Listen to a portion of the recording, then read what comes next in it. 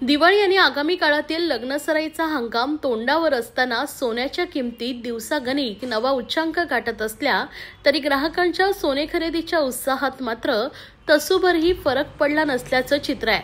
मात्र सोने खरेदीच्या पॅटर्नमध्ये बदल होत असून सोन्याच्या दागिन्यांऐवजी ग्राहक आता सोन्याचे बार आणि नाणी यांच्या खरेदीवर भर देत असल्याचं दिसून येत आहे।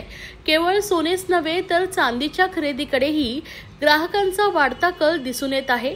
ज्या पद्धतीने दिवसागणिक सोने व चांदीच्या किमतीत वाढ होत आहे तो ट्रेंड लक्षात घेता आगामी काळात या दोन्ही मौल्यवान धातूंच्या किमती आणखीन वाढण्याची शक्यता गृहीत धरून अनेक लोक सोने व चांदीच्या खरेदीचे आगाऊ बुकिंग करताना दिसतात। दरम्यान ठाण्यातील बालाजी ज्वेलर्स यांच्याकडे दिवाळी निमित्तानं लक्ष्मी फोटो फ्रेम, मूर्ती, मंगळसूत्र, चैन, बांगड्या, कडे, हार असे विविध प्रकार व आकर्षक आभूषण ग्राहकांसाठी उपलब्ध झालेत। तसेच Diwali special coupon lucky draw देखील ठेवण्यात आलाय। धनत्रयोदशी व लक्ष्मीपूजनच्या दिवशी सोने व चांदी या दोन्ही धातूंच्या खरेदींमध्ये वाढ होण्याचा अंदाज बालाजी ज्वेलर्सचे हर्षद यांनी व्यक्त केला आहे।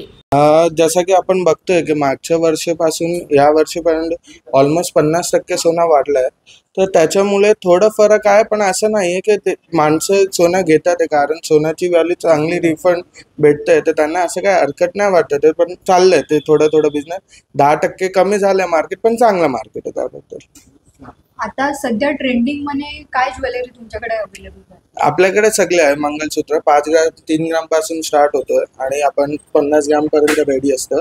ते सगळे रेंज आहे, ते कानातले आहे, टॉप्स आहे, अंगठी आहे, बँगल्स आहे, रेडी स्टॉक असतं। आणि सिल्वर मध्ये पण बारचे सगळे 2 ग्राम पासून बार स्टार्ट होतं आणि 1 kg पर्यंत आपल्याकडे अवेलेबल आहे। आता धनत्रयोदशी आणि लक्ष्मीपूजन जवळ आलेले आहे, तर त्यासाठी तुमच्याकडे काय दागिने आले? आपल्याकडे सगळे नवीन रेट झाली आहेत। मोस्टली आता सिल्वर जसं की वाढलं गेलंय, तर त्यामध्ये लोक सिल्वरमध्ये खूप इन्व्हेस्टमेंट करतात, तर त्याबद्दल आपण सगळे कॉइन रेंज आणली आणि नवीन स्टॉक पूर्ण आले। जसे बारीक वस्तू म्हणा, कारण की भाव वाढल्यामुळे लाईट वेट जास्त घालतात, तर लाईट वेटमध्ये आपल्याकडे मंगलसूत्र 3 ग्राम पासून स्टार्ट होते, अंगठी 1 ग्राम पासून स्टार्ट होते। असे सगळे व्हेरायटीमध्ये लाईट वेट पासून स्टार्ट झालंय आणि हेवी वेट तर आधीपासून अवेलेबलच होतं। नागरिकांचा प्रतिसाद जास्त गोल्डकडे की सिल्वर दागिन्यांकडे?